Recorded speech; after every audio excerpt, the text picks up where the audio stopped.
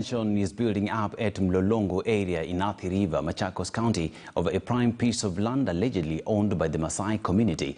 The community is up in arms over an alleged attempt by unscrupulous individuals to grab their ancestral land. The residents are living in fear over alleged threats by unknown people, warning them of forceful eviction from their 30-acre piece of land. Speaking during a demonstration to oppose the eviction, Chairman Benjamin Kayanka said the community wars began last year when unknown persons verbally claimed the piece of land, a matter that has over time worsened with life intimidation.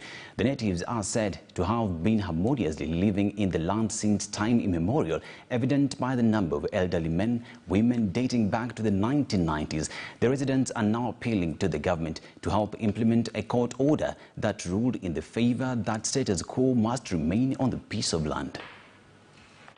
I'm here permanently. This is my land. Nimezaliwa hapa. I'm not here temporarily. Wanakuja hapa kila siku, wanatuambia tuondoke. Tuondoke tuende wapi? Why are you moving to? Tunaenda wapi? This is our land. We are not squatters.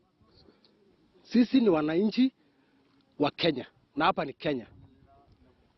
Na hapa tumezaliwa na hapa ndio tunaishi. Tumesomea. Sasa ni wapi tena wanatuambia tuondoke twende?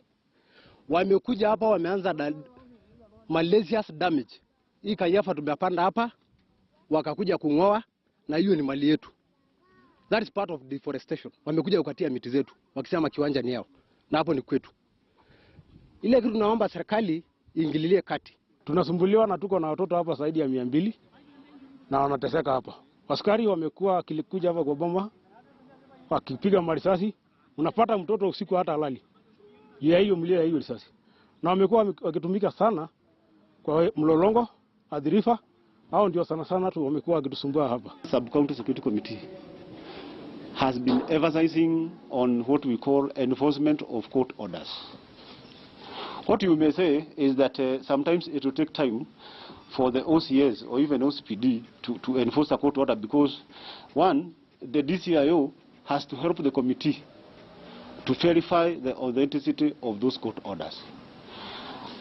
Sometimes you may want to do things in a hurry, but the OCS or the OCPD will not deploy officers to enforce a court order that has not been verified. In an effort to safeguard the interest of ranchers in Laikipia,